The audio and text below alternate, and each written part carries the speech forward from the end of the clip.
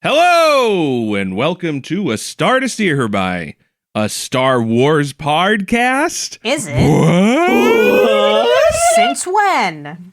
Yeah, so we just recently, as of a few weeks ago, finished our Deep Space Nine overview, and we're about to jump into Star Trek Voyager with Captain Janeway. Y'all listened to our fanfics, right? They were great.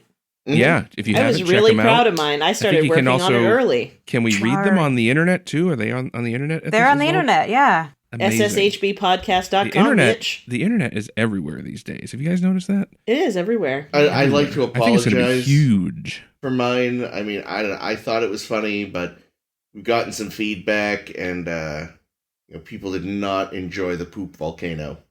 Yeah. Anyway, still can't look at Chris in the face.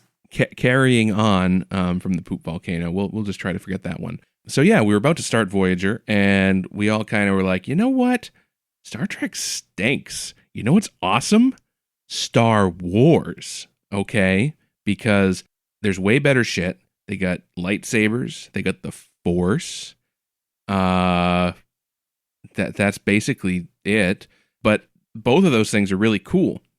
And we realized that we had done a few of the Star Wars films, notably some of the sequel trilogy films, as well as the standalone pieces and the show. But we never took the time to go back and actually do a proper Star Wars watch. So that is why for the next few weeks, we're going to be doing a shore leave expedition into the Star Wars universe and watch and talk about the Star Wars films that we have not previously discussed on the show. I'm going to go visit Alderaan. Oh, about that.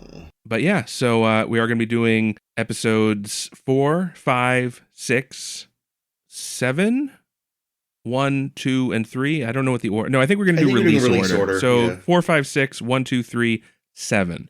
So that's 7 weeks.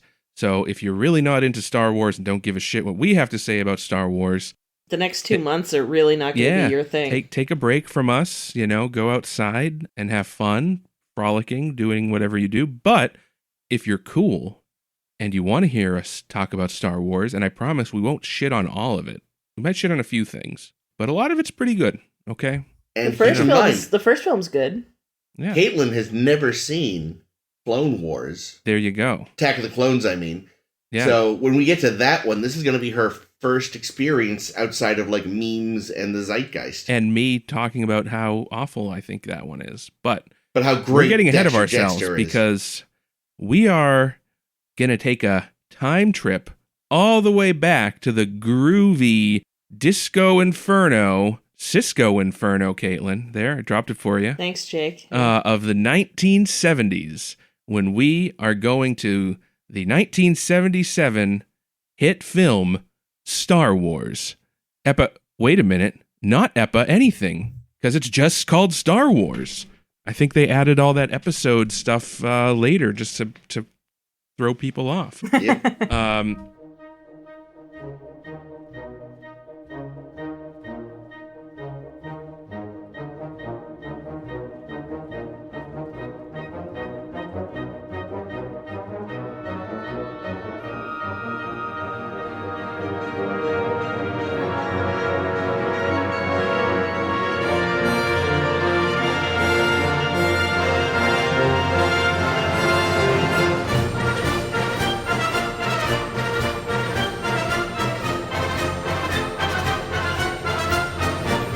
So yeah, this is Star Wars we're going to be talking about today. Later retitled Star Wars Episode 4. Later retitled Star Wars Episode 4: A New Hope.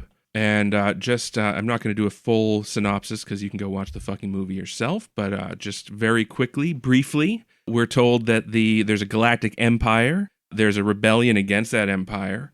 Our rebellion has just won their first big victory. They got the Death Star plans. Go listen to our episode on Rogue One. Woo! And this movie essentially picks up right after that one in the chronology, in the internal chronology. Our heroes, Princess Leia, and the droids are being chased. And I thought this was going to be a brief summary. It is fucking brief. Fuck you. You've synopsize the opening crawl. Yeah, all right, fine. All right. They land on some shitty desert planet. They meet a kid. Or, I don't know if he's a kid. He looks He's like 19. an adult.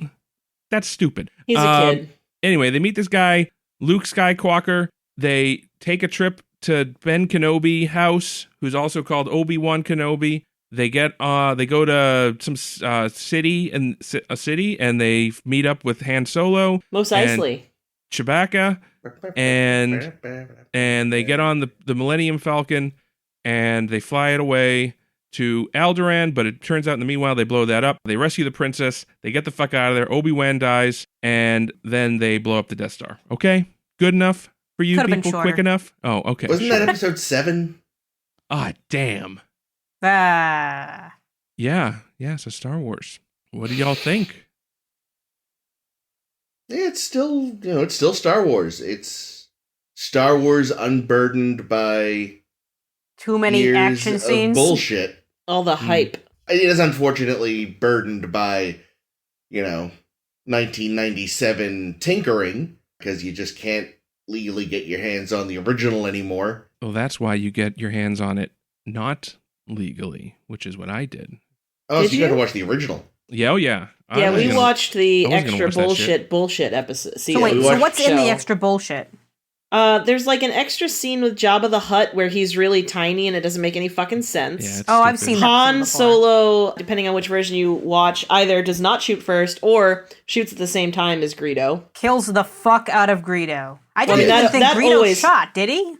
So originally, No. Han shot first. Did Oh, he Greedo shoot just- at all? No, in that? Han just shoots. Yeah. Greedo doesn't get a shot off. He's But dead. then during the 97 tweaking, George made it that Greedo shot missed and Han returned fire. Han very awkwardly, quote unquote, ducks, but Harrison Ford hadn't actually ducked, so he's very awkwardly CG shifted to the right. Oh, jeez. Yeah. And Fans- Greedo's shot is terrible, Yeah, too. fans were livid. So at some point he tweaked it again so that they shoot simultaneously. Han still awkwardly CG ducks. Mm. Yeah, mostly it's just a lot of new bad CG. Extra dewbacks in Yeah. that one scene in the Oh desert. yeah, they added a bunch of like CG dinosaurs to the Mos Eisley scenes. And just And people, stuff. too. To see, most likely is much more crowded. But yeah, as far as like major scene differences, yeah, there's the one with Jabba, and there's a brief scene between Luke and Biggs. Mm. Well, that one was alright because it wasn't CG enhanced, right? Yeah, it was just added in, and it was sort of establishing that these two knew each other. Oh, so that Which is- was new. The scene where they're like, "Oh, I haven't seen you in." Yeah. Oh, holy shit! I didn't Okay, I thought that seemed unfamiliar. I mean, Yeah, it's that, now... that scene was not in the one we watched. No, but Which- it is now, at this point, I think, it has now been part of the commercially available version of Star Wars longer than it wasn't. Mm. Hmm. Well, that's in a sense, I think that might be a positive change because Yeah. you hear like Luke mentions Biggs very early in the film. Yeah, and And who's then the we- other one? Wedge. Yeah. But Wedge he didn't know before. Wedge wasn't his Wedge. He just met. Oh, but he talks about later. a couple of people leaving, doesn't he? Biggs and some other guy who we don't actually see in Oh, the movie. okay. Yeah. Sorry, go ahead, Jake. So he mentions him early in the film, and then we don't see or hear anything about him until they're in the starfighter, and Biggs dies, and Luke seems very upset about it. And if you didn't remember that one Mention. very brief Yeah. mention at the beginning, you'd be like, okay, he I didn't did seem not this upset mention about. it. I did not notice it all. So He didn't seem upset about Porkins. No one cares about Porkins. no one apparently. liked Porkins. His name was Porkins. I know. What a terrible name for So- a fat guy in So a here's film. here's the thing. The reason Oh, no. Porkins was a fat guy was because George Lucas Lucas hates people. has on some level always been a hack. And Porkins was actually supposed to be like a pig alien, but they couldn't Oh. get the makeup to work. And we would eventually get pig aliens in Return of the Jedi in the form of the Gamorreans. That's next week. But yeah, 2 weeks. The That's pig aliens. some other week. Like Peppy Pig from Star Fox. Yeah. Peppa Pig? No, Peppy. Oh no, Oh. Peppy No, but was it's not the hair. Peppy. He's called Pigma. Oh yeah, you're right. He's called Pigma Pigma. was the pig. Yeah, Peppy was the hair. But yeah, I'd say you're right. Like that actually is a good inclusion because it helps. The Yeah. Jabba one really just relitigates everything Greedo said before Han fried him, so it's pointless. And also, Jabba is tiny. Yeah, so what I remember watching way back in the 90s when they did the special editions, and they were so proud of all this shit that they did. And I saw a whole piece about that Jabba scene where originally it had been filmed with just an actor. Like they had some guy that was just looked like he was in like furs and shit. He didn't look alien at all. He was just a guy, and that was supposed to be Jabba the Hutt. And apparently, I guess the story was just like they didn't like the scene, or they didn't like the actor, or they just, for whatever reason, they decided not to do it. Oh, so originally Jabba was just a guy. Okay. And so they cut that scene and then put all the information that was going to be in that scene into the Greedo scene, which is a much better scene anyway. Yeah. And then in 97, when George, dusted off the cassette tapes, was like, oh, look at that. We can do this with a computer now. But they really couldn't. No. And they fucked it up and made a little tiny, not very convincing job. There's a point, and I remember in that documentary that I watched, they're like, oh, there's a point when Harrison walks behind the actor in the original scene. But obviously, if that were really Jabba the Hutt, he'd have stepped on his tail. So they put in this really terrible thing where they like shifted Harrison Ford up in the frame. Oh, no, more awkwardly shifting. To have him step on Jabba's tail, and Jabba goes, blah! And Harrison doesn't react to the blah, I'm sure. Yeah, nope. And like, also it's like, no one else this is Jabba the fucking Hutt. This is a guy that will kill you for no fucking reason. He's got all of his henchmen there that are going to kill you for no reason, and you're including just going to step Greedo on his tail. So, yeah, bad scene, bad. It was also like stupid, a lazy excuse to shoehorn Boba Fett into 4, because he is so conspicuously in the scene now. Oh, did they just like CG him into that as well, or like do a green screen or something? Probably. Yeah. Like the thing is, he's matted in well. If you didn't know, you wouldn't realize he'd been glued in 20 years later. It's like when Jadzia was on the bridge of the Enterprise in Trials and Tribulations. Yes.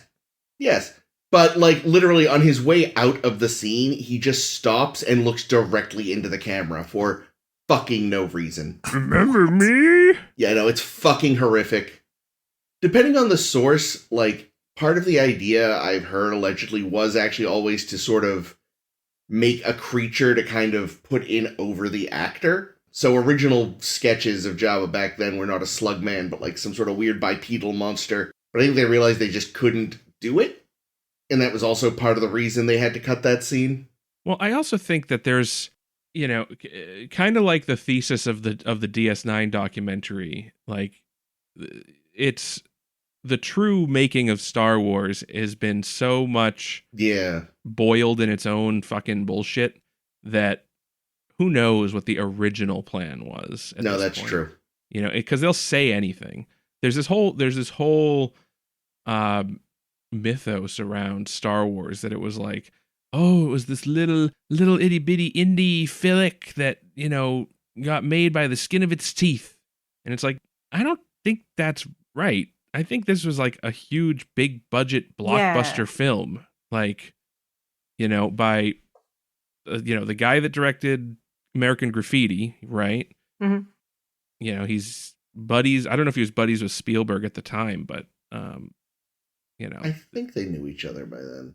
I mean, it was certainly not like some little, George Lucas out there with his little, brownie camera filming this thing. It was a serious special effects showpiece film. Yeah, from what I heard, like, Lucas also, like, and the artistic director, the guy actually, like, framing the shots, they did not get along because Lucas was used to a smaller production where he would be the one also in control of that and had to learn very quickly, no, this part isn't your job. We have more people for this job, but they fucking hated each other because they kept stepping on each other's toes and doing things that, wouldn't have come out looking good. So that's pretty special. I suspect anyone who's ever had to work with George Lucas probably hates him. So what one of the things that I've heard many times over the years as well is that like the movie was good in spite of Lucas. Oh yeah. And that like all the stuff that people complain about in like the prequel films about, like the just all of the things It's poetry. It rhymes. are Yeah. all things that would have been in the original. Mm-hmm. But because he, even though he was a pretty famous director by that time, he was not George Lucas, he was George Lucas. Yeah. And which meant that producers and editors could sort of keep him in check and keep the crazy bullshit to a minimum. Yeah. And yeah, go ahead. And at least one thing that is true is the studio was shitting itself when it started seeing the dailies. Because, they'd committed to this, but they were starting to have buyer's remorse when they started seeing what was coming in. Because, this level of sort of special effects film hadn't been, I think, done in a while, kind of. And usually those sort of effects films, were geared more towards, children. Especially even science fiction was still, on the big screen at least, still mostly thought of as something for kids, even despite the fact that, Star Trek had done pretty well to prove there's an adult audience for decent sci-fi. I wouldn't call this sci-fi. Well, it's sci fantasy either way, whatever. But, there was one producer there who was like, guys, Spaceship. just let him make his film. It'll be fine. Even he wasn't sure, but he was like, we bought it, just fucking run with it. So I think to an extent that probably, they did rein him in a little as well, because they was like, what the fuck are we getting? And the first edit was, by all accounts, fucking terrible. I've heard that too, yeah. Yeah, that he did. I read about apparently he had done a screening for Spielberg, I think, and somebody. Of the first edit? I don't know about that. Yeah, no, he did. It was like a private screening with Spielberg and I want to say De Palma, another well-known director, and both of them were like, no, bad. Yeah, and they replaced whoever had done the first edit with his then wife. Yeah, Yeah, and some other people on it. Marsha And some other Lucas. people on a team too. It wasn't just her. No, but I know she was the lead or something Yeah, it sounds like the movie was basically saved by them. in the editing room. Yeah. They Well, you just can even recut see it. traces of, because there was a lot of, I know apparently part of the issue, I've never, obviously no one except a few people have seen that cut, but there was just a lot of unnecessary shots, overly long shots, and I think one that sort of remains in the film, because it's really quite conspicuous now, is when he realizes, oh god, the stormtroopers probably traced the droids back home, and he's gonna go, and he runs to his car. And, you could have just shown him start to run, cut immediately to him in the car, and then to the farm. But instead, we watch him run in a wide shot all the way from Obi-Wan to his car, gets it, Mm-hmm. he thought we wouldn't get that he'd gotten in the car somehow if we didn't see him get in. Yeah, from what I read about this initial edit, the pacing was dictated by the actors on the screen instead of by the plot that needed to happen. Oof. Which is Yeah. not how you do a movie that has a lot going on, in which you need to be moving forward basically at all times. One thing that I know we lost with that was, and this really isn't that big of a deal, but that also originally had another scene with Biggs, which would have further established how they knew each other. And I think even explained, why Luke was so hell-bent on joining the Academy, because I think basically Biggs was like, Luke, I've joined the rebellion. And so Luke I was remember many years ago seeing a deleted scene from, I don't know if it was on a DVD set or something, but I think it was Luke going to wherever he was. Remember at the beginning when the power converters. The power convert. Yeah, he went to go get the power converters, and I think it has Biggs, and they're actually watching the space battle. Yeah. And if they're watching it or they're talking about, oh, did you see the space battle that happened? And they're like, oh yeah, I was looking up there, I saw the space battle. And I think there was a woman too that was also his friend in that scene that they introduced. But possible, yeah. Yeah, I know that, at the time, there's this sort of now semi-famous, cult trading card that shows Luke in this bucket hat with goggles that you never see him wear in the film. And it's from that sequence. And yeah, part of it was that he managed to catch, he could kind of see what was going on with his space binoculars. I think a lot of that survived into the novelization, too. Yeah, I read the novelization when I was younger. Yeah, so I'm a little vague. Yeah. Yeah, but speaking of like this edit, this edit that we don't know a ton about, like it also wouldn't have included any of the special effects. And I think like the thing to say about this movie is like when it came out, it was immediately big because people hadn't seen special effects like this before, and it was mind blowing to see, you know, jumps to hyperspace and all this stuff that happens in like all the scenes like of them attacking the Death Star look really great still. Mm-hmm. But this fucking special effects team, because, you know, they had to form ILM around this movie because, you know, when they brought it to Fox, Fox had disbanded their visual effects department pretty recently. So they're like, okay, well, we'll create ILM, and we'll give them this much time and this much money to do all the special effects shot. Check in with them after a little while. They're already months behind schedule, and they've spent half the budget on the first 3 to 4 shots out of like dozens. Good. So yeah, they were doing a great job. Well, I also think that they had to like invent a lot of things. Yeah. Like there's things that you see in this movie that you didn't really see much prior, which like ships like maneuvering in space. Yeah. Which was something that, you know, was pretty impressive for the time. Like, you know, you look at, I know it's 10 years prior to this, but, you know, Star Trek, you only ever saw a ship just kind of whiz by. You never saw a ship do a loop or barrel roll or anything like that. And you actually kind of get some of that in this film. Yeah. Like if you look at, say, the last sort of big science fiction sort of film that, it's not an effects film is the thing, but like when you think about it, you know, Space Odyssey's 69, I want to say. Nice. And those effects really hold up by and large.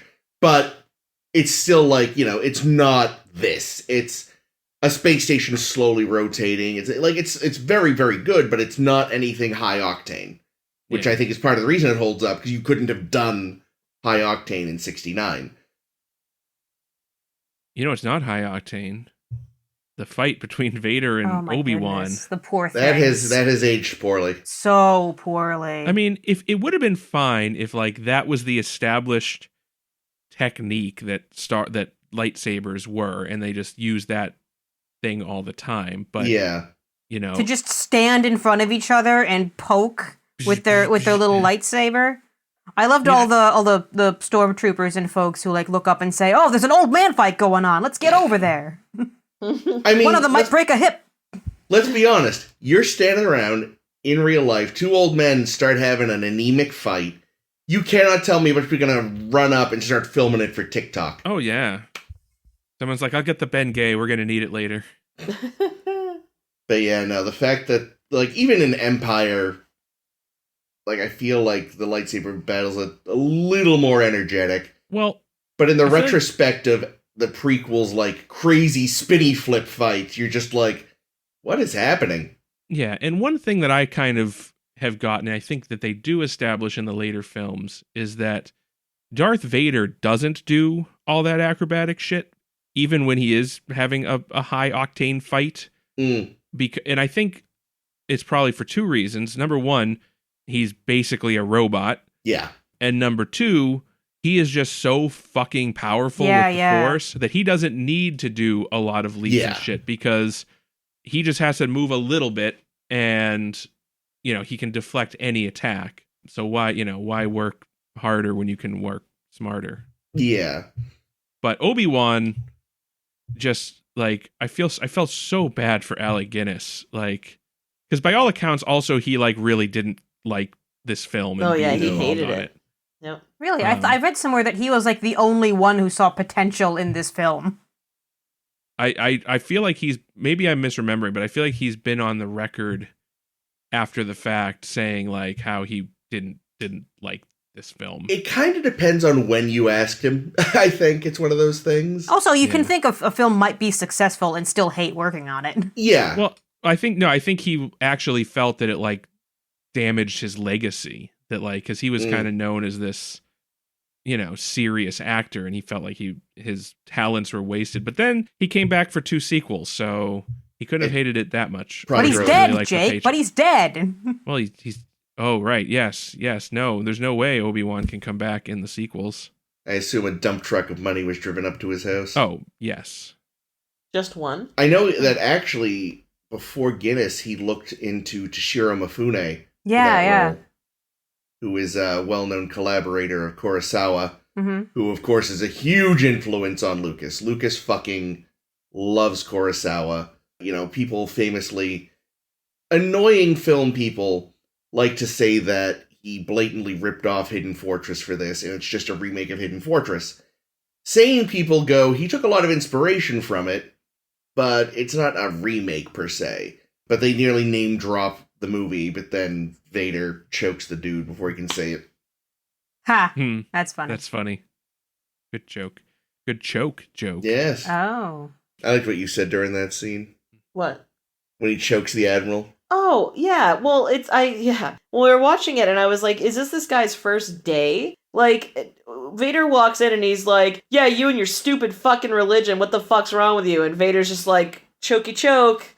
It's like, you're telling me that's the first time he ever did that shit? Or you just never noticed that he was dangerous as hell? Vader is bad at conferences. You can't have him in an office meeting. At least there wasn't a try not to choke on your aspirations joke. Oh. Because that's just inexcusable.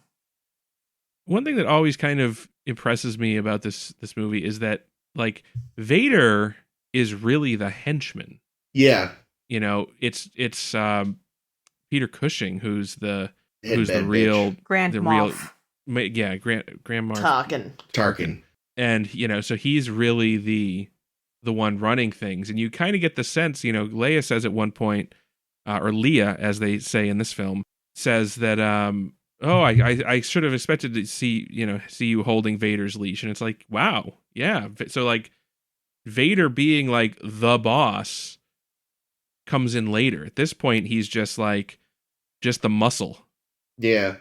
It's one of those things that's kind of, you know, in retrospect of everything they've done and said since doesn't make a ton of sense, but I mean, it's fine. I mean, it's one of those things where it's like, you know, they didn't clearly expect to have to do more after this. They did. They totally planned it. Oh, they did they? Or so they say. So what I've heard, so basically, you know, George Lucas was initially inspired to adapt Flash Gordon for a big screen movie, but he couldn't get the rights since they were already tied up with somebody else. So he says, well, fuck this. I'll make my own Flash Gordon with hookers blackjack and hookers. Yeah. And he wrote an original story. It was called The Journal of the Whills, which was way too complicated, so he tried to dumb that down a bit. And then made a new draft that was so long that they said, I'm going to make this into a trilogy. We're just going to do this part here for the first film. I'm going to take the end of this trilogy and slap it on the end of this first film, but then do it again and blow up the Death Star again, spoilers, at the end of the full trilogy because I had to find a way to finish this first film. So that he already had a plan that I'm sure, you know, it can, I'm sure, change and adapt along the way, along the years as it's being worked on. But they knew when this was in development that it was going to be a trilogy. Yeah, but they did, you know, have the sense to kind of have it, like, be self-contained enough so that if it flopped and they never made any more, it still kind of ended-ish. My favorite fact is the title when they finished the first draft of the first film. The title was The Adventures of Luke Starkiller as taken from the Journal of the Whills, Saga 1, The Star Wars. Oh, that's like a fucking Spielberg title. Jesus. Motherfucker loved that Journal of the Whills shit. What was the Journal of the Whills? I don't even fucking know. It's like, it's something Lucas made up. I think it was supposed to be like the Red Book of West March. Which is? It's where supposedly the stories... In universe, it's the book that would have contained the stories of Middle Earth that Tolkien wrote. Oh no, it's not another Lord of the Rings podcast. Nope. No, Just Italian. Yeah, on that level though, like something that I do appreciate in this movie that Lucas kind of did in creating this movie creates a very large, very complicated world. But the plot of this particular movie, very simple and straightforward. Yep. So that I do give credit for, because other movies in the same franchise take this large, complicated world and tell large, complicated stories, and then I lose my mind a little bit. Yeah, no, that was one thing that, especially at the time, people were impressed by the fact that it's like, it just drops you in this completely new universe and doesn't explain shit. It shows, doesn't tell. Yeah, it's like, here's just, because like I said, the story itself is straightforward. It explains the bare minimum it has to. It doesn't, like, stop and give you every little fucking... I mean, there is a giant 3-paragraph intro scroll at the top of the film. Summary of Rogue One. Yes. Well, yes, For those there of is us who that. haven't seen Rogue One. But what I mean is they don't stop and, like... There's not some tedious explanation about droids. We get it, they're robots. But they apparently can think. We don't get into, like, finicky... hyperdrive, what is it? Fuck off. Goes fast. Just going fast. Yeah, it didn't need that. It trusted the audience to kind of figure that shit out. And then fucking nerds spent the next 20-odd years writing novels to explain every little thing you ever looked at, stripping it of all its joy. Or like, 45 years. It's like there's one line about having, about the ship making the Kessel Run in 12 parsecs, and 40 years later, we're going to make a whole fucking movie to explain that line. Yeah. Sorry, Ames, what I meant was just the original expanded crap, which is now no longer canon. Yeah, people are still reading novels about it, though. So. Oh, now there's new bad stuff. They'll never stop. So you bring up these droids. Yeah. And I kept, like, having many a thought, because are the droids just slaves? Oh, yes. Because they are sapient creatures. Mm-hmm. They are self-aware beings that just accept, you're my master now. My master would never hurt us. 3PO, Jesus! Yeah. They're, what's it called? Exocomps. Yeah. Yeah, no, the ethics of droids never really comes up. It's just accepted. Man. Kind of want to see that series. Yeah. They're actually, droids was terrible. Oh, damn it. Damn it. So much potential. There is actually, what makes it worse is I do remember one of those novels I read as a kid actually did have 3PO starting to, like, kind of worry about his mortality. And considering, like, backing himself up somewhere for if he ever died. I mean, he gets blowed up a whole bunch of times and is always just repaired, so... Well, yeah, because they never hit his hard drive, apparently. Oh. And of course, well, again, we're getting ahead of ourselves, but you can just, let's mention in this, you can just wipe their memories at will. Nothing they can do to stop you. That's right, yeah. Yeah, but apparently, spoiler alert, they never do that to R2, ever. And R2 just remembers everything. Yeah, and then watches everyone lie around him.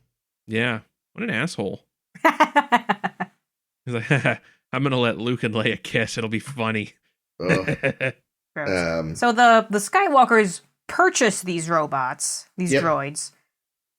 Are they aware that they're basically stolen, for one thing, and also that they're buying slaves? Like, what do they think is happening? I mean, because we're meant, I think, to like Uncle Owen. Again, I think it's just, unfortunately, just I think the ethics of it are just no one cares. Like, it is just we own these things. Man, I just re-listened to our episode on Measure of a Man, and watching this movie right afterwards, I'm like, but the droids. Yeah. Data wouldn't stand for this. I think it's one of those things where it's like, you look at a lot of them, like you look at a 3PO, you look at an astromech, and you're like, yeah, it's a little tweety thing. You don't realize necessarily, like, you're like, yeah, sure, it's a computer thing. But then you get the one that looks like a person and talks and is programmed to feel fear. Mm-hmm. And you're just like, this is awkward. But yeah, it's one of those whoever things. built C-3PO is a real sick fuck. Yeah. But yeah, as far as I think it's one of those things you just kind of know. When you're buying from Jawas, you're probably buying stolen merchandise. Yeah, I imagine it's one of those, don't think too hard about it, but like in this environment, it's the only way you're going to get equipment. Yeah. As if they It's fall ju- from the sky and then Jawas find them. Yeah, it fell off the back of a Star Destroyer. Hey. Being fair, their owner was dead. And they have no rights, so... Mm. And like, yeah, I mean, it literally, I mean, they landed in the desert. So it wasn't like the Jawas ripped them off. The Jawas just found them wandering. They tried to rip them off by hawking that R5 at them with the bad motivator. Yeah. Yeah. That was the red one. Yep. Oh, already. I'm sure they'll fix him up. I mean, R2-D2 got shot in the fucking head and was fine the next scene. So That's true. Did R2D2 make that other droid malfunction? Oh, snap. I like Conspiracy. that. And if so, how? Or did the Force make it malfunction? No, it was R2 for sure. I like this headcanon, Caitlin. No, it's very good headcanon. It is, in fact, better than the fact that, spoilers, it's the Force. What? No. Disagree. There was a story that is a Force-sensitive robot who knew that R2 had to take this mission on, so it killed itself. Oh, Reddy himself. Oh, good. God damn it. But I think even This at is that... fucked. If droids can commit suicide, we can't be owning them and hauling them around like this. This is fucked up. I'm just assuming If my that Roomba could throw itself off a balcony willfully, I wouldn't be able to keep them. I'm just assuming that Red had been hanging out in the Truck Jawa for a truck while. for a while and Dog seller. had to listen to C-3PO go on and on and like when he's like, oh shit, I want to spend the rest of my life with this asshole. Shut 3PO has a down, good line. Self-destruct. Yeah, He it says wasn't at even one the point- Force. I'm no good at telling stories. And I'm like, yeah, but that's not going to stop you. See, that actually annoyed me because we know from episode 6 that he tells the fuck out of a story out of some stupid fucking teddy bear monsters. Jake, I am now using your headcanon as mine from here on out. There you go. He's just like, I am not working with this dickhead. But yes, I so suppose in universe you could make the argument that, you know, destiny meant that R2 had to go, so that's why I just Reddy kind had of to hope implode. R2 reached out with his little computer communication device and goosed him right in the ass. Oh no. Mm. Because can't he has a taser, doesn't he? Because he tases an Ewok later on, doesn't he? He eventually has a yeah. taser. Or no, yeah. or Yoda. Doesn't he kind of tase Yoda I at think he one does. point or I think he something? tasers both of them Nice. Yeah. at some point. Here's my other Fucking question. R2D2 about- is a fucking cop. Yeah, I What mean, here's the my other fuck? question about R2, which when you're watching this movie, it kind of like made me feel uncomfortable for a while because Kenny Baker's in there. Most of the time. Most of the time, probably, hopefully not when he like falls over a lot. But Especially when he falls over a lot. no, but like, and maybe I just don't know. Like, what did he do in there? Was he just turning the head? Like, what was his role as R2D2? You know, not 100% positive. Sweating his balls off, Yeah. probably. Yeah, he probably... Yeah, I don't know, actually. You know what it was? It was like, okay, George, the cost it's going to take to build an RC robot that can turn its head and make lights glow and do all this stuff, that's going to cost about $50,000. Or we could hire a little person, make him sweat it out in this fucking trash can for 30 hours a day, and that's going to cost $3,000. And that's the story of R2-D2. Yeah, like I bet nowadays you wouldn't need a person in R2 and it would be much more affordable. Yeah, Aren't people still in the Daleks? Yes? They might still use people I then. think there's probably roomier in a Dalek Much. Oh, significantly, than yeah. R2. Here's the quote from Kenny Baker, because he was cast after meeting George Lucas, and he says, he saw me come in and said, he'll do, because I was the smallest guy they'd seen up until then. Kenny Baker is 3'8". Wow. Wow. Well, that's also how they cast Chewie. Yeah, who is He 7'3". He stood up and they went, "You're hired." Yeah, he was a odd looking dude. If you ever saw him out of costume, Very long face, but also yeah. like somehow a wide yet simultaneously thin face. It was strange. Yeah. But it sounds like he of all of the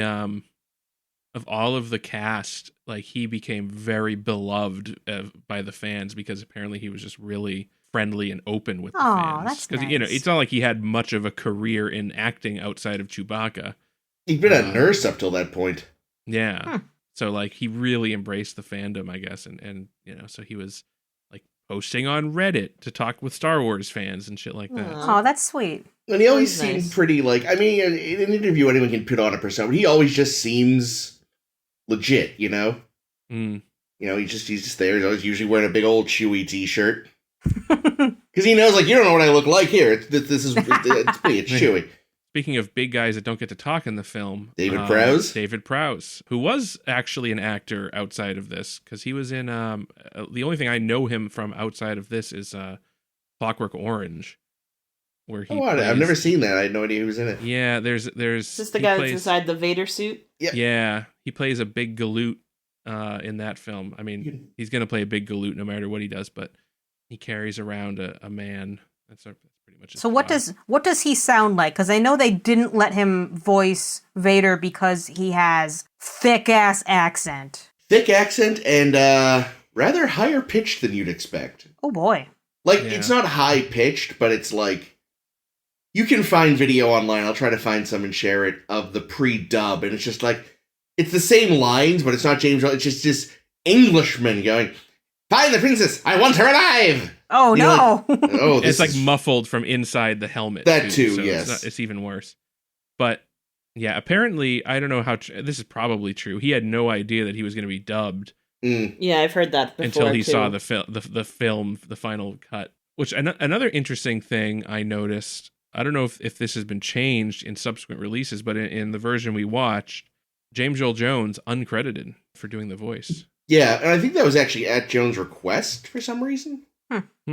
Yeah, maybe he felt that, like, because it's not like Vader has a ton of lines. It was probably No. like a day of work for James Earl Jones and versus David Prowse, who had to like be in that fucking suit for, probably weeks shooting his scenes. Huh. So, funny enough, he has played Frankenstein a bunch of times.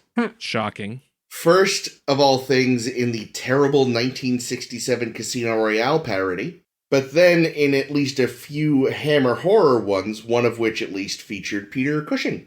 Is that Tarkin? Yeah, Peter Cushing was one of Hammer's go-to guys, like him and... Lon Chaney? I'm now blanking. Dracula? What was Dracula's name? No, he was much earlier. Hammer was a British studio that mostly did horror movies, and they were really big from like the 50s to the 70s. Yeah, but didn't they do a Dracula? Wasn't there... Probably, yeah, but not with Lon Chaney. Wasn't the No, guy not Lon that Chaney. played... I'm talking about the guy that played Dracula. Like, famously, the original guy that played... Bela Oh, Lugosi? no, he would have died by then. Lugosi, yeah. Yeah, Lugosi, thank you, yeah. No, but wasn't the guy that played Saruman? Yeah, he was one of their go-tos, too. Yeah. Christopher Lee? Christopher There Lee. it Yeah, is, that's yes. right. Yep. Dude, yeah, he was... Oh, he was also in 100,000 Star years Wars. old. He's also in Star Oh, yeah, Wars. he is. later. Oh, good. Star Wars. I mean, Christopher Star Lee Trek. is? I mean, Star Wars. Christopher You know Lee who- is? Christopher Lee is in Who Star was he? Wars. He's Count Dookie. Oh, right, Count We'll get Dooku, to I him. forgot about that. We'll get to him soon. Oh Yeah. boy. You know who they did let voice themselves though was Anthony Daniels. Yes, which originally was not the plan. Right, yeah. Were they I giving He's guess- him got like the a perfect robot little voice? douche voice. I don't know how they could have possibly not used him. What'd you say, Jay? I said, were they going to try to give him like a robot voice or something? No, they were going to actually have a voice actor come in and do it. And I guess one of the people they asked was Mel Blanc, and Mel Blanc basically said Anthony Daniels is better suited for this voice role, and they let him do it. Which, They asked Mel Blanc, and he said, "BBDBDB." I was about to say, yeah, Fuck you, Buck. that would be in a couple of years. Like, considering that Mel Blanc, frankly, by the late 70s, probably could have used the money. That was big of him. Hmm. 'Cause they weren't really doing Looney Tunes anymore. American animation was mostly in the shitter at that stage. They were still making shitty Tom and Jerry cartoons by then. I mean, probably, but those two don't talk. No, I know, but I'm just saying, like, I remember the 70s, and whoever made the Grinch cartoon was doing them that time. I'm pretty sure Tom and Jerry was done by the same No. studio. Grinch was 60s, I think. Well, I think they were doing... Anyway, that's Star Wars. Sure, Hanna-Barbera was doing. Yeah, it's all terrible. Yeah, of course. You're talking about Funimation Jabberjaw the was. Shark was amazing. Amazing. Oh no! Don't remind me. But yeah. Like a really interesting cast, because you get people like Alec Guinness and Peter Cushing, who are like household names, very famous, respected actors. Mm-hmm. I don't know how much Peter Cushing was respected at the time. He might have just been kind of pigeonholed as that horror guy, but at least now he's sort of been lionized. I think at the time, if you were a big like horror fan, he was. Oh yeah, like, I'm sure people recognize him immediately. Yeah, but I think there probably was and still is a stigma against horror film actors. I don't know, maybe not as bad then. Who knows? Anyway, great actors, both of them. You got Harrison Ford, who is still relatively new, but had done some pretty decent sized roles. He was in American Graffiti, which I'm sure is why he got the role in this. Yeah, actually, I read why he got the role in this, because they originally weren't going to cast him. They had auditions and I have like a long list of actors that they were considering, but they asked Ford to come in and help with auditions, and he was reading different parts until they just said, let's just give it to Ford. Yeah, because I think he had wanted to avoid it, like, because he'd had Ford in American Graffiti. Yeah. And I think the same thing came up with Indiana Jones. At first, he was like, I don't want to just keep using Ford. But I like him, and I get along with him. He's a pretty good actor, and he was really good in this role. Yeah, so who else did they look at? Oh boy, here's a long list. Kurt Russell, Nick Nolte, Sylvester Stallone. Oh, no. Bill Murray. Okay. Chris Walken. Chris Walken. I know, that would have been hilarious. Hold on, we talk about like 70s Chris Walken. Yeah, but he still talked like that. Yeah, but it's not, like a lot of these people have a lot of baggage. Bill Murray would not have worked. No, he was like the height of his like comedic fame practically at that point. I don't know. That's when Michael Keaton did Batman. Touche. Here's more list. Burt Reynolds. Ooh, Jack Nicholson. No. James Caan, who I know I've heard of but can't place. Oh, he was in Misery. Cool. Robert De Niro. Al Pacino. What? Pacino? Was it just every actor who was alive? It sounds like it's basically a list of every actor. Steve Martin and Chevy Chase and Perry. Steve Martin could have done it. He was handsome. Yeah. I feel like Steve Martin almost even kind of looks a little bit like Harrison Ford. I could see that working out. Some of those names I've heard before, some I haven't. Like, it really does just feel like it's like basically all the big 70s directors' favorite actors showed up for this. And also Bill Murray. Wow, that is so weird. I've never heard that one before. Robert Duvall. Shelley Duvall. That's the thing, like, late 70s, Al Pacino he looked too much like a kid. He was too young. I wouldn't have believed him as a guy with any experience, you know?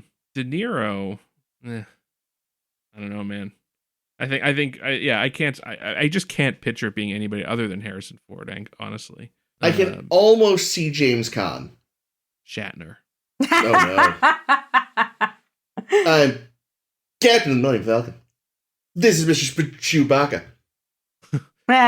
There's a really funny SNL skit, if you haven't seen it. It's tainted now because it has Kevin Spacey in it, but if you can stomach watching a Kevin Spacey SNL skit, there's a good it's like the Star Wars screen test audition thing. Just look it up on YouTube.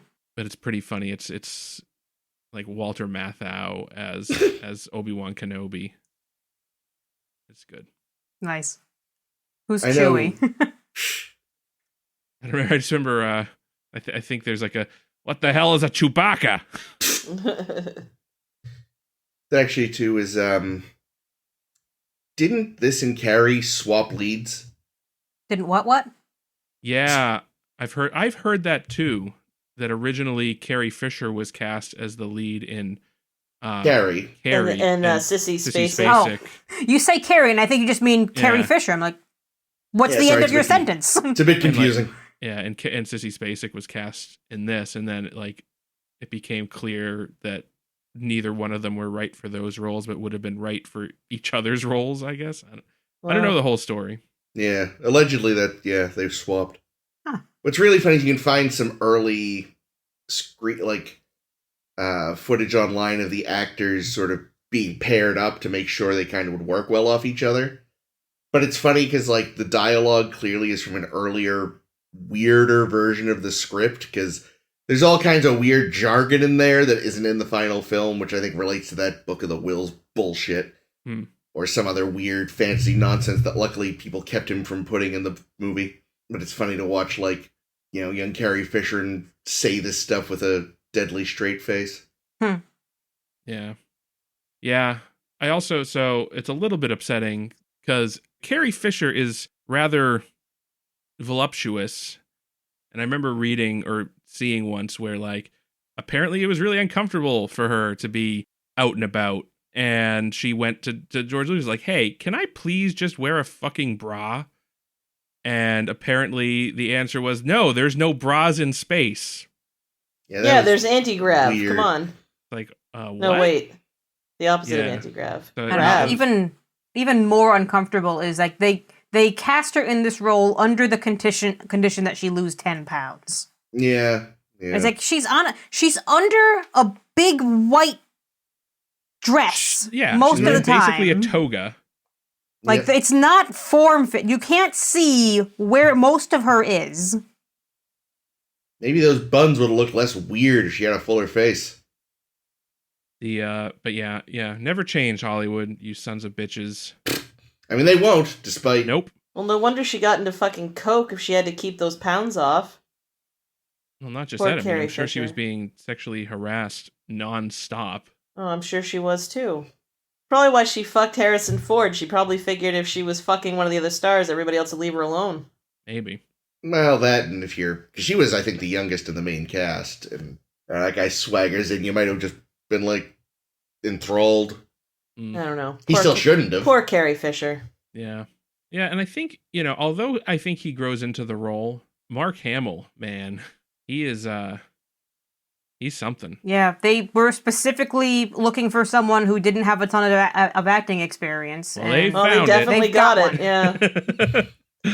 But I was gonna go to the Toshi system to get some converters. And whining runs in the my Skywalker God, family. whiny little bitch. It's so interesting because I haven't seen these movies in a while, but the more recent times I've seen Mark Hamill, he seems like an older actor man. Yeah.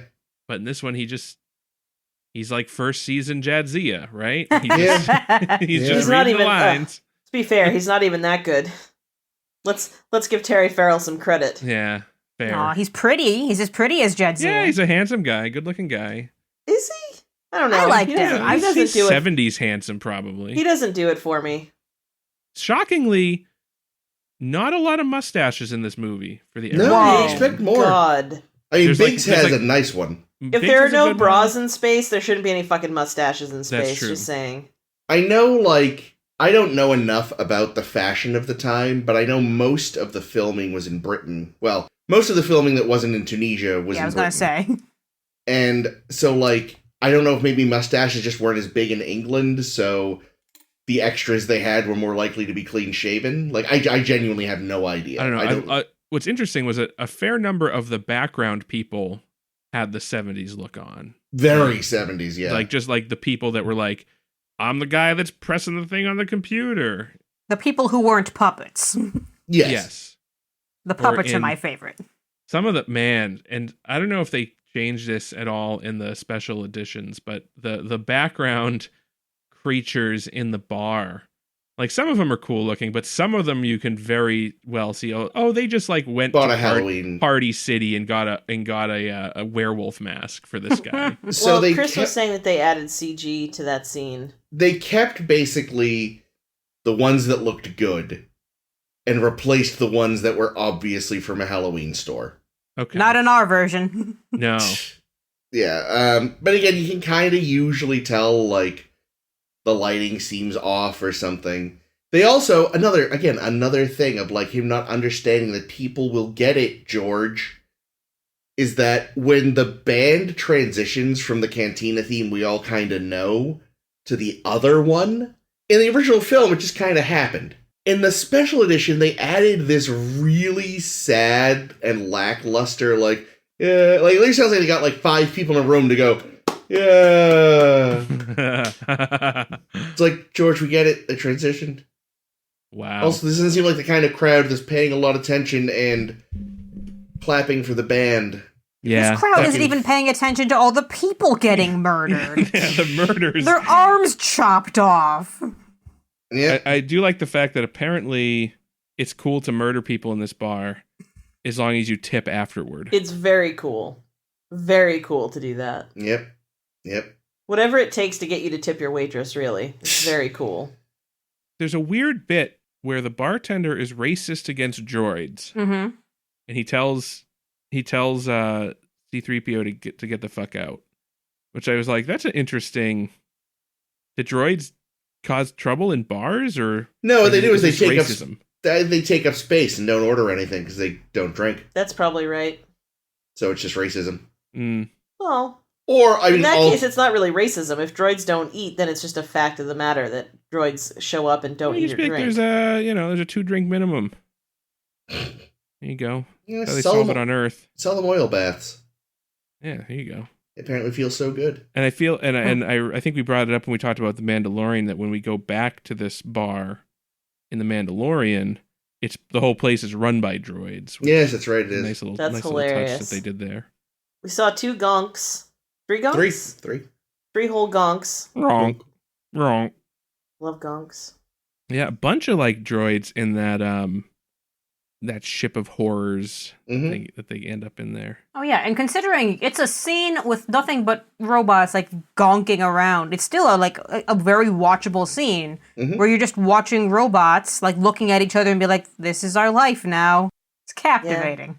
I thought one of the things that was really, really well done, that like I can sort of remember how horrifying it was the first time I saw it, because it's still really horrifying, is when Luke discovers the bodies of Aunt Beru and Uncle Uncle Owen. Oh, and they're all roasted. Yeah, and they're he just has fucking barely a reaction. skeletons.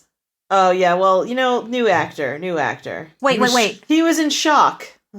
What's gonna happen with this year's harvest? I know, no one's gonna. What are they harvesting? Water? Yes. Yeah, They're 'cause they're they got moisture moisture farmers. moisture evaporators. Which, like, I always loved that. Like, I need help with the harvest. Like, what a harvest? You turn a fucking tap, you lazy old man. You something I lazy know, old something man. I remembered reading. This is all just stuff from my memory hole, so it could be incorrect information. But I do remember reading somewhere at some point that the shot specifically of the charred remains of aunt and uncle was added because otherwise the film would have gotten a G rating.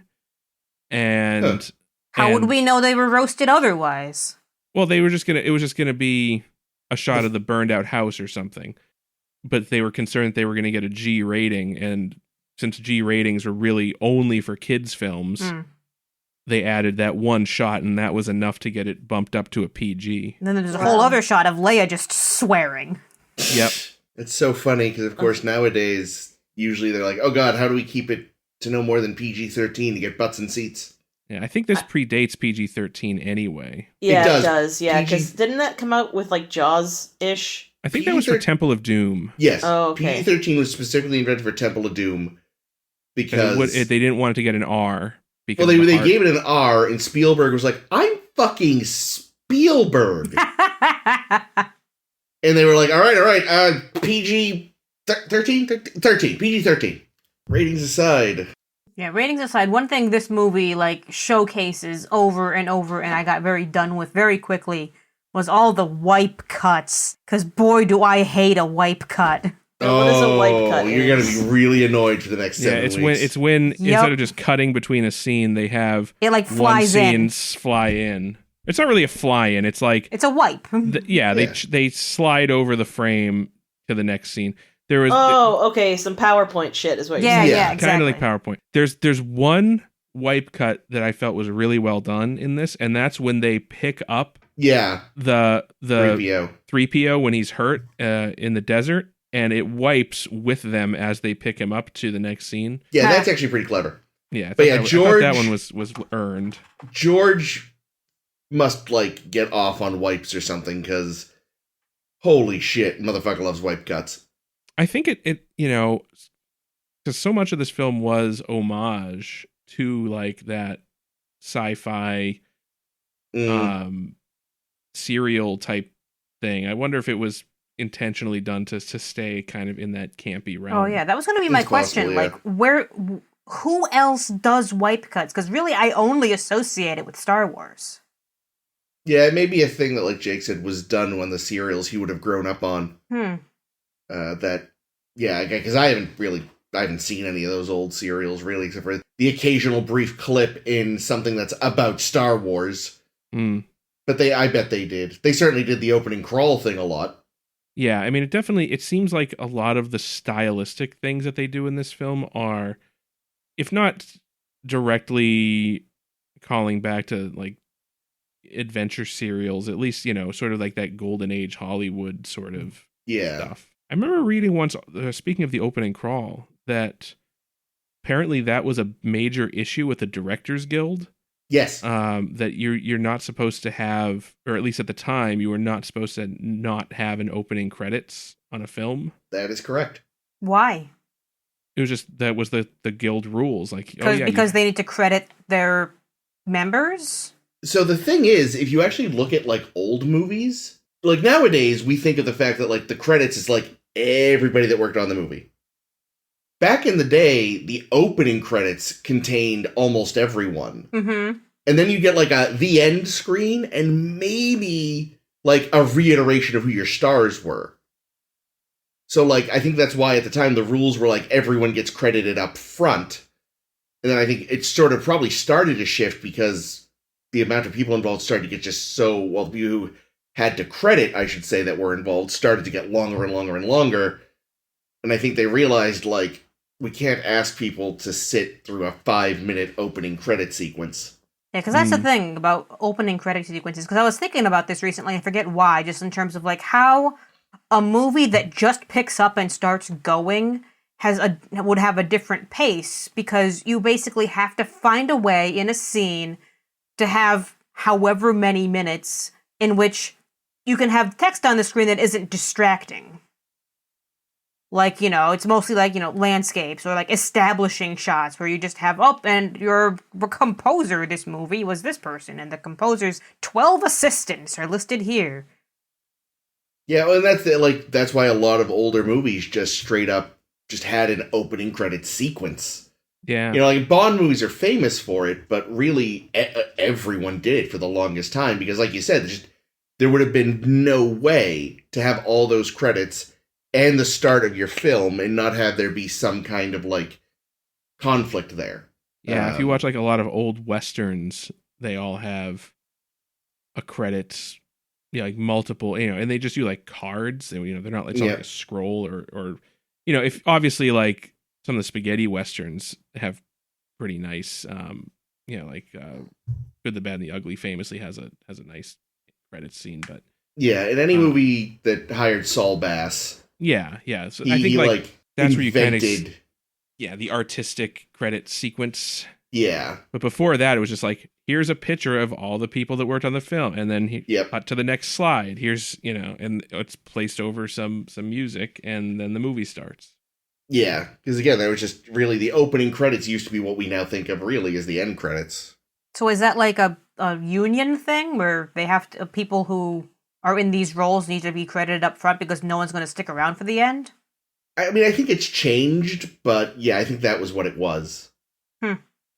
Again, I think it's changed just because, like, more people work on movies, and more people, I think, that in the past wouldn't have gotten a screen credit now do. So, speaking of opening, hey, John Williams resurrected the Fox fanfare.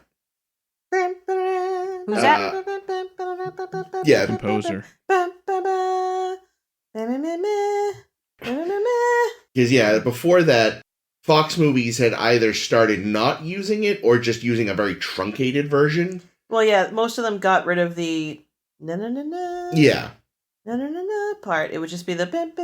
Was that for this movie? No, so it had been like, the Fox fanfare had been part of their movies for a long time. Wasn't the Wizard of Oz a Fox movie? No. No? No, Oh, MGM. MGM. Yeah, MGM. But yeah, for years, for like, the 40s and so on, they used the big full fanfare. Then sometime during the 60s, it got truncated. but Williams brought back the full version, and then more and more people started using it. And I was just, it's always Which there. honestly associated with just this movie. Right. Like, for a long do. time, I just thought it was this movie in particular that had that. Yeah, but he actually resurrected it as part of... Yeah, and you think, you watch this movie, and, like, there is music under almost the entire film. Yeah, that's something I noticed, is just, like, how ever-present the score was in this. There's a few, like, fleeting moments when there's... Like, when they're standing on the Death Star during the attack, there's a moment where there's no scoring, and it kind of stands out. Yeah, like, the score is almost as long as the movie, which is not common still. Again, that's sort of like a Golden Age of Hollywood thing. You would have had more score. Still not, I think, as much as this. But certainly on some of their bigger epic pictures, you would have... I mean, that's another thing. I wonder if in that original cut that was not well received, if part of that may have been that there wasn't the score, or not the full thing, because... Honestly, I think that the pacing on this film would have been shit if not for the score. Because there's just so many... There's not a ton of dialogue in this film. No, that's true. Thank God, because George can't write dialogue to save his life. And Luke can't talk dialogue to save his life. Yeah, I mean, it's a lot of watching stuff with the score. Yeah. And running around shooting stuff. Yeah, well, and even like I said, that very overly long shot of him running to his car is made only kind of bearable because Williams starts to build in this, like, slowly rising, ever-quickening, tense note, so that you can, like, you're kind of getting his, like, oh shit, paranoia. Again, you still could have just cut the fucking scene, but, yeah, I see how it helps a lot. And, you know, of course, characters all have their own themes. I think most famously, Luke and Leia. Of course, Luke's theme is basically just the Force theme and things like that. We don't have the Imperial March yet. That's next movie. Oh, yeah. Wow. Yep.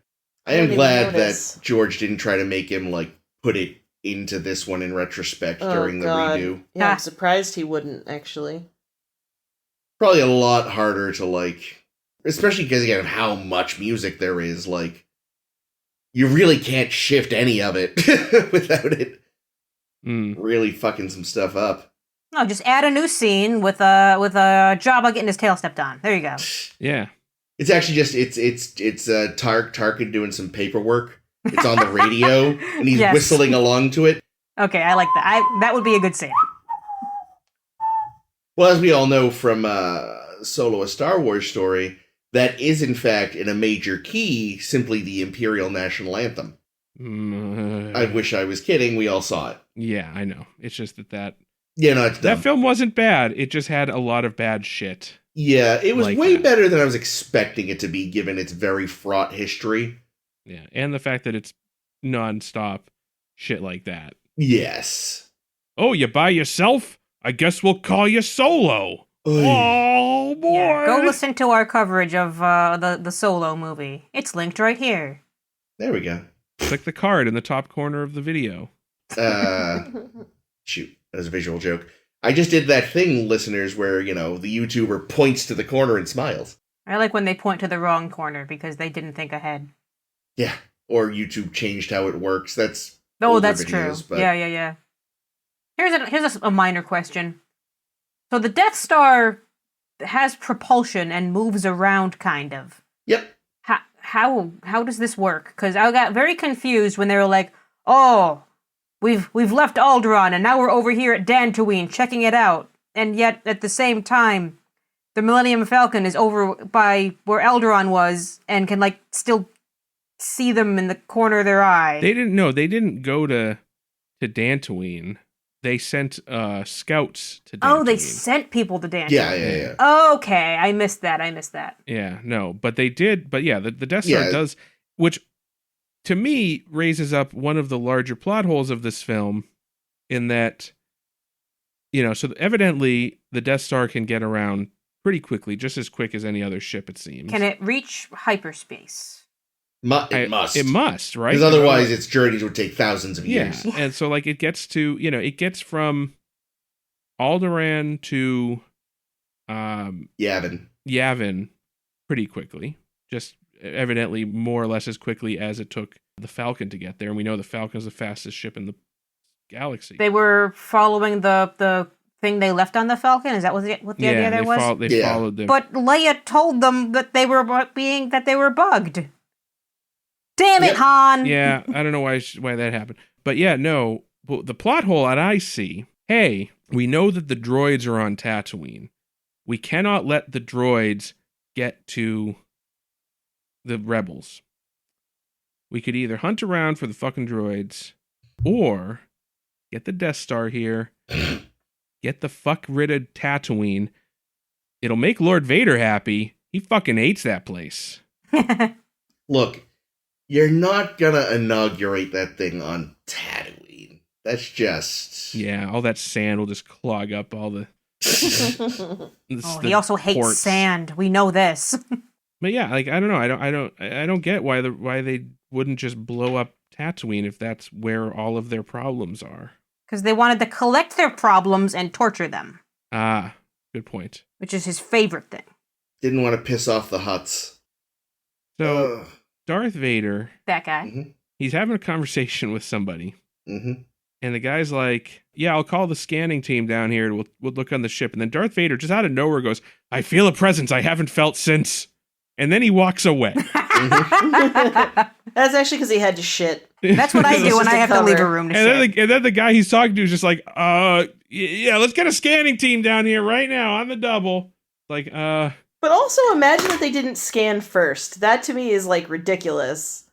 Oh, it must have gotten here on its own. What the fuck are you talking about? But yeah, I wonder if conversations like that happen with Vader all the time, where it's like you're just talking with him, and then he like has some intuition about something and wanders away. Well, in the like, Vader just has ADHD. yeah, like in the scene when the, all the different runs are being made at the Death Star, he just pops up and's like, "I'm here now doing this." It's like, did you tell anyone? It was like 5 minutes, and suddenly you're out in space in a ship without warning. Like I do like the idea, though, that it happens often enough that the rumor has just started among his underlings that really it's just him going off to the shitter, but he doesn't want to admit it. I felt a feeling I haven't felt since yesterday's burrito lunch. Dun, dun, dun, dun, dun, dun, dun. Oh. No, guys, it's not that I'm pooping. I feel the Force. Yeah, I felt the Force yesterday 3 or 4 times, sir. Oh. That's a lot of poop. I think I can smell the Force, Your Eminence. No, we already established he smells like Korean barbecue. Yeah, really, Leia talks about Tarkin being the one that has a smell, but if you're going to try to tell me that Darth Vader doesn't smell like burnt meat, I'm going to call you a liar. I like to imagine... I thought I smelled extra crispy Darth Vader. I like to imagine he smells like a new car. Like brand new car! They just kind of polish him up and resend him. You know, like somewhere behind his cape, they put one of those little trees. I was just going to say, he's got a pine-scented tree hanging in there. Yeah. Because, what did I feel like the first like half hour we were watching this movie, I was just riffing on it the whole time, because it was like, Chris was like, we have to watch Star Wars, and I was like, I've seen that movie a fucking 100 times. Like, I could easily discuss this movie in my sleep, but I did watch it. And at one point, he's, what did I respond to, like, where I was like, wow, he like he's doing some like big for his britches comments and like talking to Tarkin and back talking him. And I was like, oh, pretty big for your britches for a dude that doesn't have any legs or any limbs, I think is what I said. That was good. That's true. I wonder if Vader does poop. Like, does he have a robot asshole? I mean, as far as we know, you can take everything else from him. You're gonna take him the joy of shitting from him as well. What are you saying, Chris? I'm sorry. Yeah, well, I mean, as far as we know, he only really lost his arms and legs. Yeah, but everything else got burned up pretty bad. And wife. Oh, spoilers. Yeah, it's interesting that he doesn't have like stronger words for Obi-Wan. Like, you left me for dead on the side of a volcano, you fucking piece of shit. Yeah, like not only is the fight anticlimactic, but like I feel like we don't really see their character relationship in that scene, which is a bit of a letdown. I think considering the I felt something I've never felt before. Oh, hey, Obi-Wan. Yeah, well, that's why like I only somewhat buy the this was originally all plotted out in George's head or whatever, because like, yeah, there's no vitriol there. I also don't Not really. get the sense in this film that, spoiler alert, Darth Vader and Anakin Skywalker are the same character. Yeah. I don't Like- think that was thought of at this time. There's stuff that happens to work out.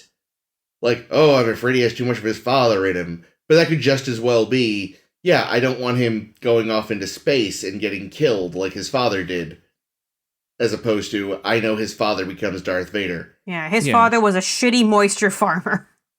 Yeah, I think that, like, the original, and maybe I'm wrong, I don't know, but the sense that I get from it is that, like, originally, yeah, Luke's father was just another Jedi that was buddies with Yeah. Obi-Wan, and Obi-Wan's student was Darth Vader, and that's his name. It's not, like, Yeah, no. in the later, it's just revealed that Darth is a title. But, Well, but we no. also don't have the word Sith yet. Right. Mm. So They're just calling him a Jedi. But, like, I think in this movie, he's literally a guy whose name is Darth Vader. Yeah, no, like, Obi-Wan addresses him as Darth. Yeah. Like, that's his name. Now, not my his title. argument is somewhat undercut, I will admit, by the fact that his name is Vader, Yes. which could be father in German. But I think that's a massive coincidence. Because you look at a lot of the, like, Darth names, it's just taking a negative word and lopping off a few letters. So, like, what's Invader. Oh, Invader. Oh. Yeah, I could see that. Like, Darth I- Sidious. right, which again, Insidious. Insidious. Maul, they didn't Invader. have to drop any letters off of. In Mall. Mauler. I'm in the mall. I hate shopping. But That kid is going up the fucking escalators again. even if we give George the benefit of the doubt and say that, yeah, he did have in his head that Darth Vader was going to end up being Luke's father.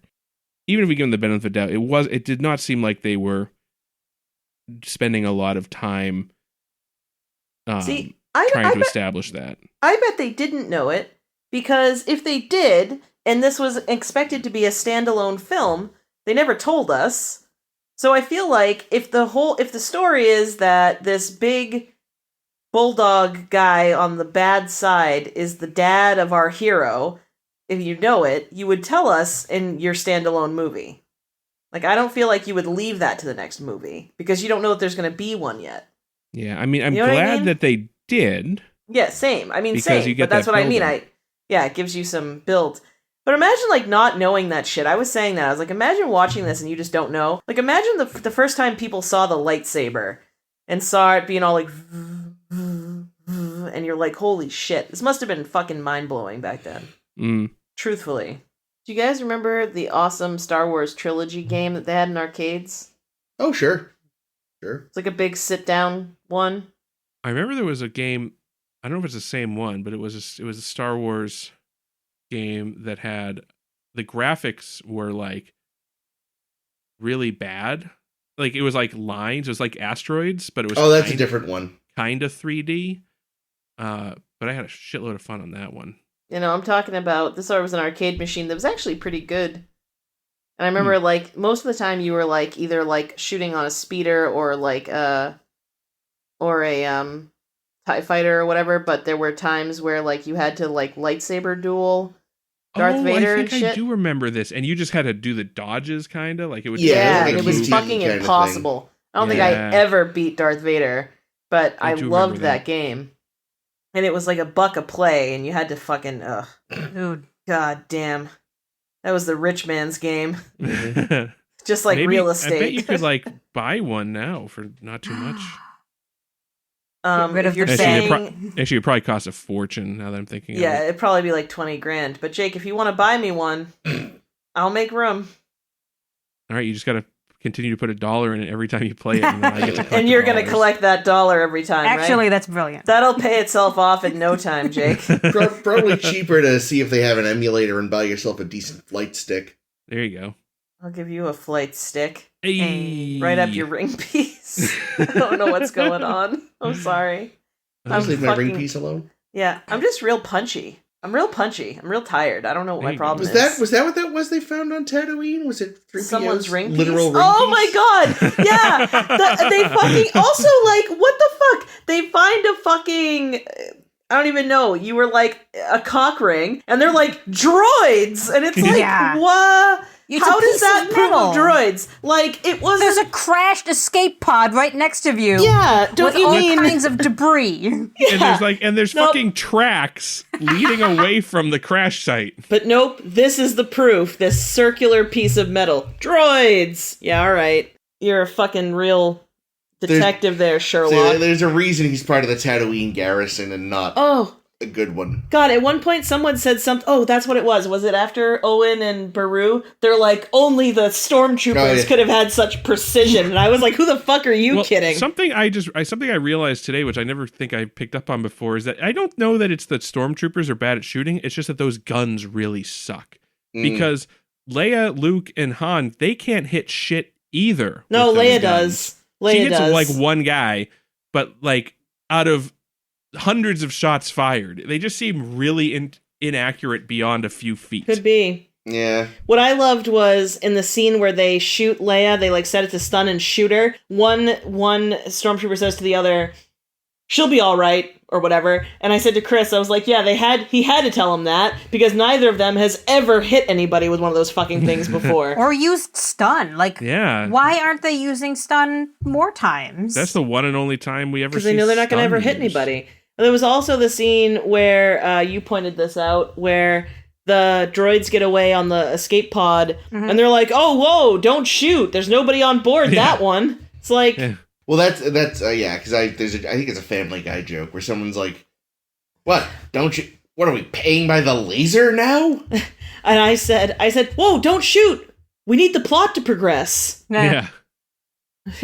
It was the Ooh, Force. hey! They don't got no Geneva conventions over here in Star Wars land. No, the Emperor can just disband the Senate on a whim. A whim.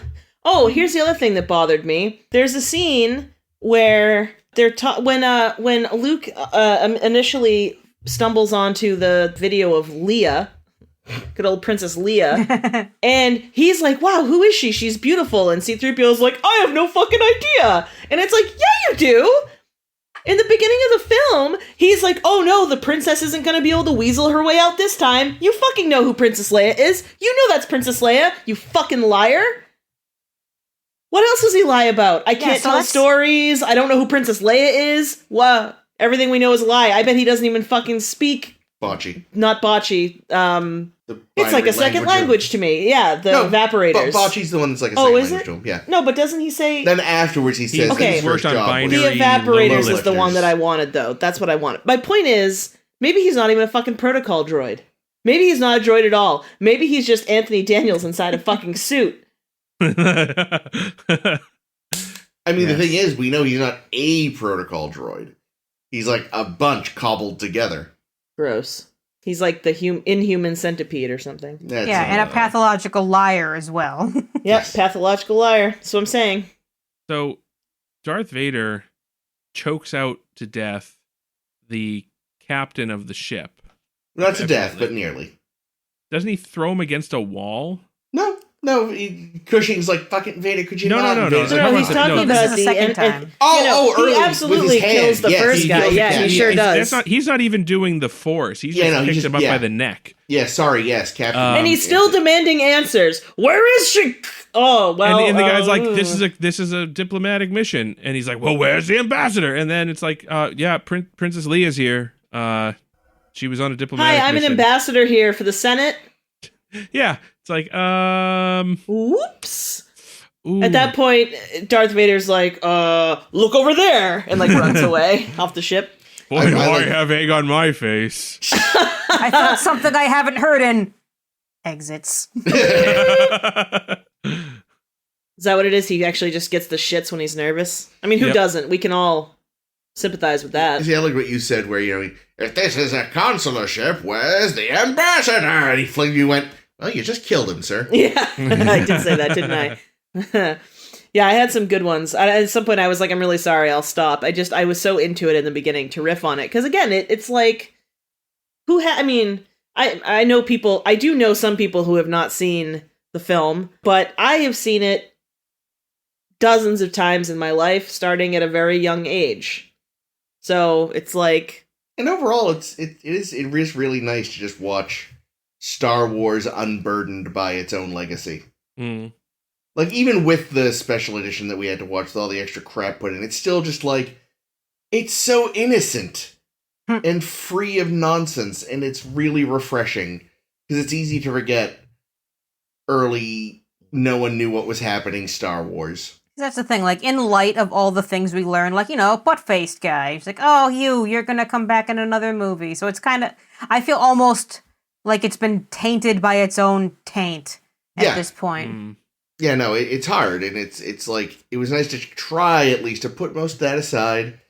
Don't think about the contradictions, don't worry about the issues, don't go like, you didn't know it was his father, and just enjoy it, and it's fun, and you realize, yeah, no, George has never been able to write dialogue, and, like, that's the only other point I would make to your point, Jake, is like, maybe he did know, but George Lucas does not understand how emotions work, so of course that scene lacked the proper emotional oomph.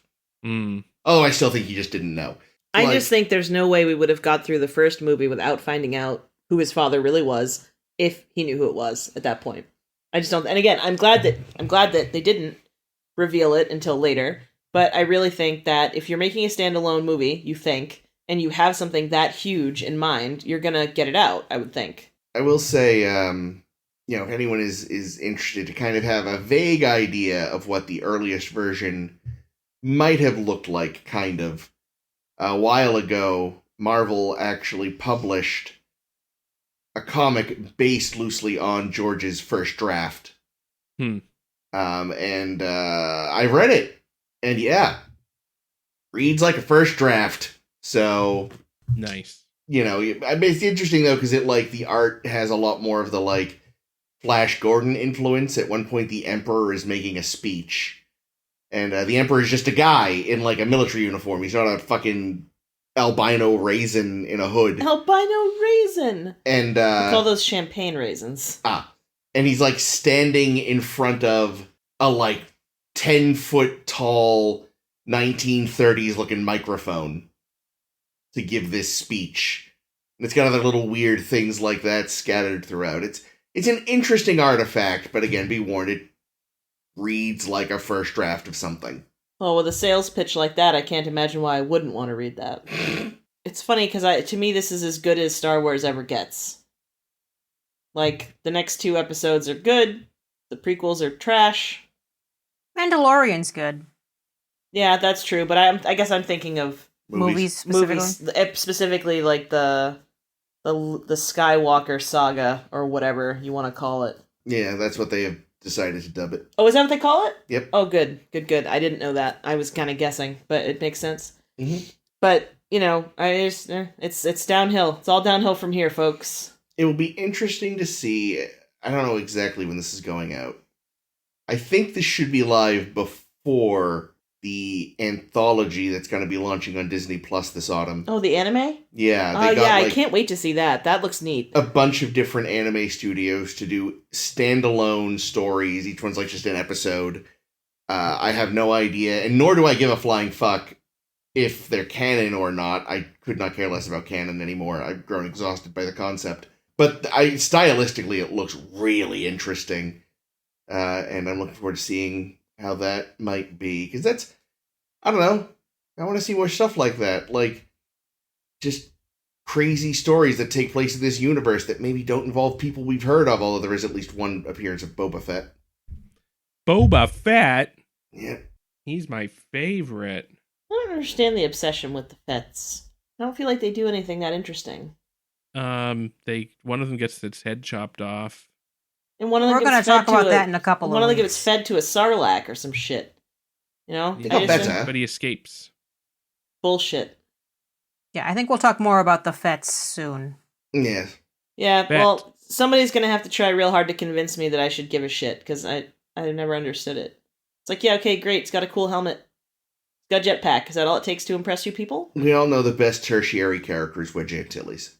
I don't even really know who that is. Leader of Oh, Rogue no. Squadron.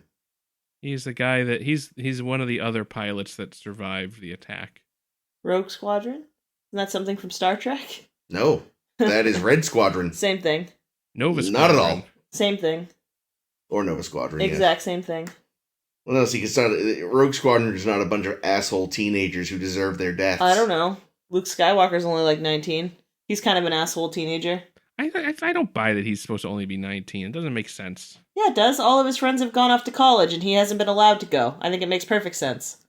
Yeah, but I feel like Mark Hamill looks older than that, or maybe just people looked older in the 70s. Yeah, no, it was just this was the 70s. He's been being blasted by sand on his sand farm. Yeah, and it's such a dry-ass planet that they have to fucking use evaporators to get moisture. Plus Uncle the sun. Owen is 23. There's probably no, suntan lotion yet. I mean, clearly it was hardest on Obi-Wan, who went from 30 to 70 in that. In in 20 that years, period. 19 years. Well, he also had to, he's been rotting from the inside out, dealing with the sadness of his friend's death. Mm. Yeah, Mark Hamill was 26 at the time. Was he? Yeah. I'm Yeah. shocked by that, honestly. Well, because I was going to say, especially because people actually did kind of just look older in the 70s. So the fact that he looked the way he did at 26 is kind of surprising. Yeah, if nothing else, honestly, the motorcycle accident, which he will sustain between films, actually aged him up, in my opinion. Mm. Wow. People say he got Find less out next attractive. time. I actually think he got more attractive, We to be keep honest. referring to things we're going to talk about next week. What Oh, are no, we don't talking worry. about next I'll week? talk about Mark Hamill being hot next It week. wasn't a car crash. It was a I said Wampa motorcycle. attack. That's what I said. It was a what? A Wampa Wampa attack. attack. Oh, yeah, sorry. Yeah. A Wampa attack. That's what I meant. When are we going to see that Wampa? Do I have to do it? Is it me? Yeah. I'm not doing it. Still me. Ugh. Jake is Well. welcome to. Well, no.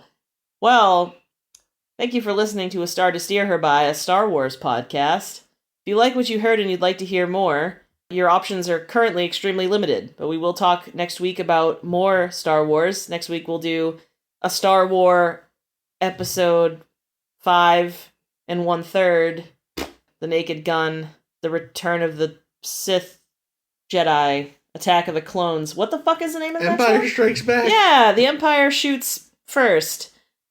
And that'll be next week, so make sure to tune in. You can subscribe. Make sure you don't miss a show.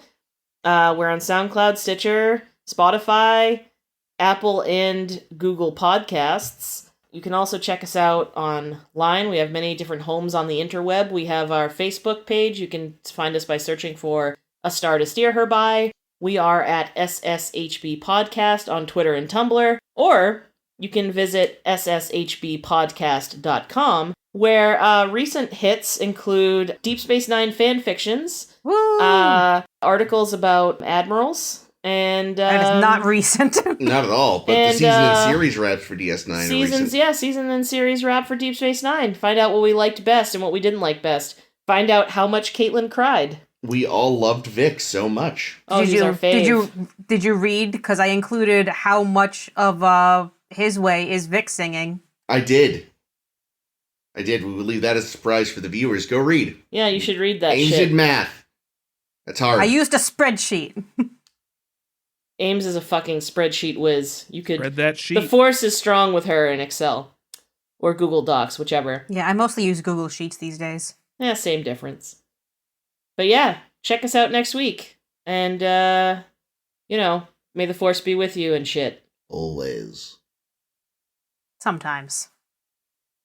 Did we say our names yet? Nope, we never did. Ah, fuck.